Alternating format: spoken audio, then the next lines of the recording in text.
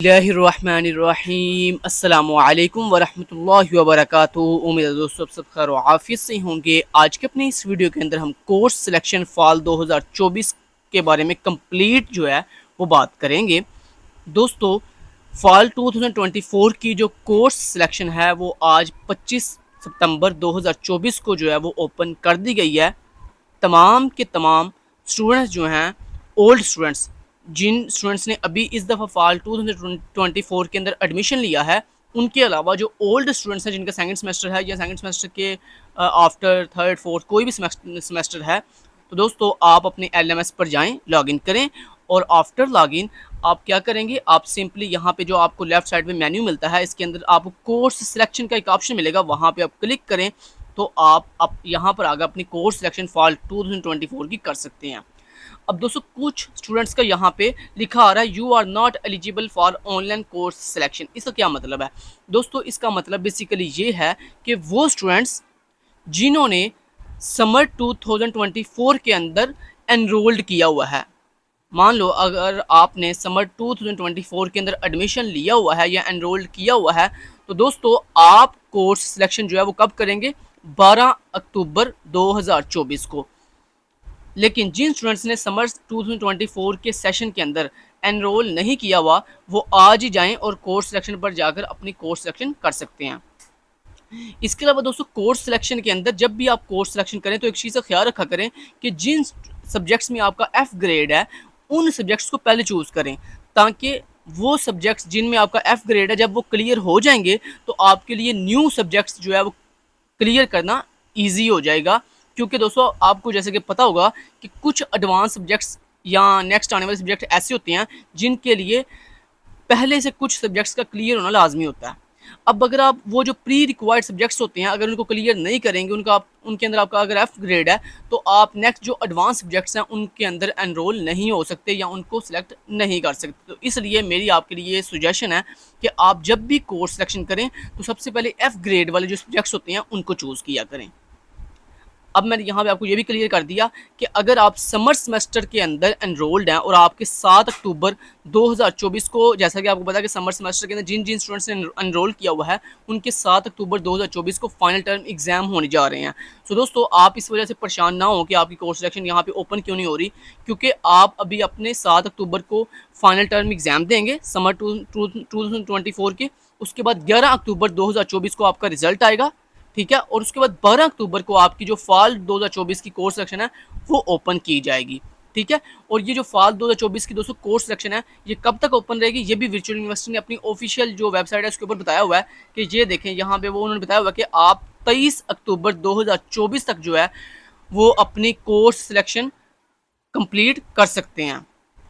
23 अक्टूबर 2024 को दोस्तों जो कोर्स सिलेक्शन है वो क्लोज कर दी जाएगी, उसके बाद आप अपनी कोर्स सिलेक्शन नहीं कर सकेंगे। उसके बाद दोस्तों यहाँ पे देखें, ये जो मैंने आपको पहले बताया कि जो समर सेमेस्टर के अंदर जो स्टूडेंट्स एनरोल हैं वो 12 अक्टूबर को अपनी कोर्स सिलेक्शन करेंगे। ये देखें यहाँ पे लिखा भी हुआ है कि सैटरडे 12 अक्टूबर 2024 को वो स्टूडेंट्स जिन्होंने समर सेमेस्टर के अंदर एनरोल किया हुआ है वो 12 अक्टूबर को कोर्स सिलेक्शन जो है वो करेंगे। इसके अलावा नेक्स्ट आप कुछ इंपॉर्टेंट बातें हैं वो भी बता दूँ। यहाँ पे ये देखें, यहाँ पे एक और चीज़ लिखी हुई है, न्यूली एडमिटेड स्टूडेंट्स, यानी वो स्टूडेंट जिन्होंने अभी इस दफ़ा एडमिशन लिया है फॉल 2024 के अंदर, enrolled in the first semester, मतलब जो अभी फर्स्ट सेमेस्टर के अंदर जिन्होंने एनरोल किया है of their respective study program are given pre selected courses, मतलब जिन स्टूडेंट्स ने फॉल 2024 के अंदर अभी एनरोल किया है उनका फर्स्ट सेमेस्टर, दोस्तों उनको कोर्स सिलेक्शन करने की ज़रूरत नहीं है। क्यों? क्योंकि वो स्टूडेंट जिन्होंने अभी फर्स्ट सेमेस्टर के अंदर एडमिशन लिया है उनकी कोर्स सिलेक्शन पहले से प्री डिफाइन होती है, मतलब आपको कोर्स सिलेक्शन करने की ज़रूरत नहीं पड़ती।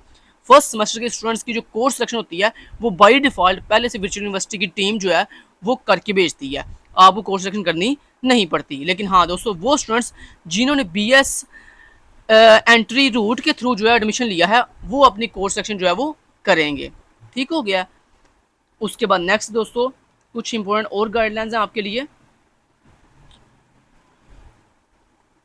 अच्छा जी, ये देखें लास्ट पे कि अगर आपको दोस्तों अपनी कोर्स सिलेक्शन के अंदर किसी भी तरह का इशू है, मान लो आपको अपनी कोर्स सिलेक्शन के अंदर कुछ सब्जेक्ट्स का इशू है वो सिलेक्ट नहीं हो रहे, आपको कुछ इन्फॉर्मेशन चाहिए वो आपको नहीं पता चल रही, तो दोस्तों आप अपनी करेक्ट इन्फॉर्मेशन को हासिल करने के लिए आप क्या करें, इस ईमेल के ऊपर जो है रब्ता करें, ये आपको ईमेल दी गई है। ये ईमेल मैं अपनी वीडियो के डिस्क्रिप्शन पार्ट में भी डाल दूंगा।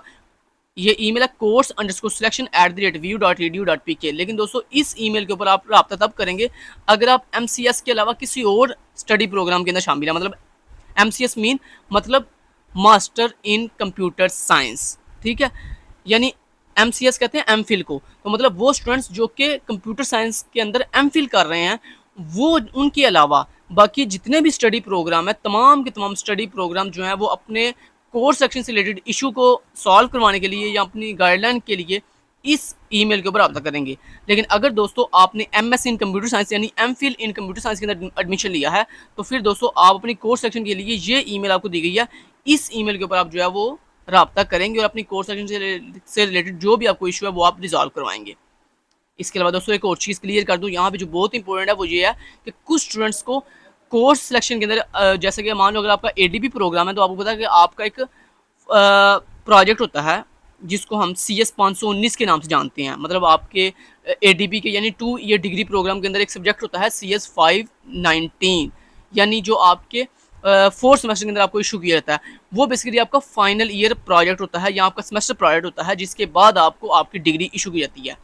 दोस्तों एक चीज़ का ख्याल रहे कि जितने भी 2 ईयर डिग्री प्रोग्राम के स्टूडेंट्स हैं, मतलब जो SC ADP के अंदर, SC के अंदर या कंप्यूटर साइंस के अंदर या वेब डिज़ाइन एंड डेवलपमेंट के अंदर हैं, तो उनका जो CS 519 का प्रोजेक्ट का जो सब्जेक्ट है, ये दोस्तों आपको 4th सेमेस्टर के अंदर, मतलब जो आपका लास्ट सेमेस्टर होता है डिग्री का, उसके अंदर इशू किया जाता है कोर्स सेक्शन के अंदर। तो इसलिए आपने परेशान नहीं होना कि मतलब आपका जो CS 519 का सब्जेक्ट है, यार मेरा 2 ईयर डिग्री प्रोग्राम है और मेरा CS 519 का जो सब्जेक्ट है वो शो नहीं हो रहा कोर्स सेक्शन के अंदर। तो यहाँ पे 2 चीज़ों का ख्याल रखिएगा कि CS 519 का सब्जेक्ट कोर्स सिलेक्शन के अंदर आपके लास्ट सेमेस्टर के अंदर शो किया जाता है। दूसरी बात ये कि जो आपका CS 519 का दोस्तों सब्जेक्ट है ना, इसके लिए कम से कम आपके जो क्रेडिट आर्स हैं, अर्न क्रेडिट आर, वो कम से कम 45 प्लस होने चाहिए। मतलब आपने अगर 45 से ज़्यादा क्रेडिट आर जो है वो अर्न कर लिए हैं, तो फिर ही आप CS 519 का जो सब्जेक्ट है वो सिलेक्ट कर सकते हैं। इसी तरह दोस्तों जैसे कि आपको पता होगा कि अगर आपका 4 ईयर डिग्री प्रोग्राम है, मतलब BS है आपका कंप्यूटर साइंस के अंदर या सॉफ्टवेयर इंजीनियरिंग के अंदर, तो अगर आपका 4 ईयर डिग्री प्रोग्राम है तो आपके लिए जो फाइनल ईयर का प्रोजेक्ट होता है उसके सब्जेक्ट का नाम है CS 619 यानी CS 619। अब ये जो CS 619 का प्रोजेक्ट होता है ये 1 ईयर का प्रोजेक्ट होता है, जो कि आपके 7th सेमेस्टर के अंदर आपको शो किया जाता है BS डिग्री प्रोग्राम के अंदर। और अगर आप MCS कर रहे हैं, मतलब आपका 2 ईयर डिग्री प्रोग्राम है BSc के बाद, तो फिर दोस्तों आपको वो सब्जेक्ट जो है CS 619 का वो 3rd सेमेस्टर के अंदर आपके मतलब MCS के 3rd सेमेस्टर के अंदर आपको जो है वो शो किया जाता है। लेकिन उसके लिए भी एक रिक्वायरमेंट है। वो रिक्वायरमेंट दोस्तों ये है कि अगर आपके अर्न क्राइटेरिया जो हैं वो 90 प्लस हो, मतलब 90 से ज़्यादा हों, तो फिर आप जो है अपना CS 619 का जो फाइनल ईयर प्रोजेक्ट का जो सब्जेक्ट है वो अपनी कोर्स सेक्शन के अंदर सेलेक्ट कर सकते हैं। और ये जो CS 619 का प्रोजेक्ट होता है इसको अपने सेकंड लास्ट सेमेस्टर के अंदर जो है वो सिलेक्ट करना होता है, उससे पहले आप इसको सिलेक्ट नहीं कर सकते। ठीक है, तो ये कुछ बातें थी इंपॉर्टेंट कोर्स सेक्शन से रिलेटेड। उम्मीद करता हूँ आपको तमाम की तमाम बातों की समझ आई होगी। अगर फिर भी कोई क्वेश्चन हो, आपका कोई क्यूरी हो, तो आप नीचे कमेंट बॉक्स में पूछ सकते हैं। ये सबसे अच्छी जो बात है वो ये है कि जैसे कि मैंने आपको बताया कि अगर आपकी कोई भी क्यूरी है तो आप यहाँ पे आपको 2 ईमेल दी गई हैं, इन ईमेल पे जाकर आप अपनी क्यूरी जो है वो पुट करके अपना जो प्रॉब्लम है सॉल्व करवा सकते हैं। Thank you so much guys, take care, अल्लाह हाफिज़।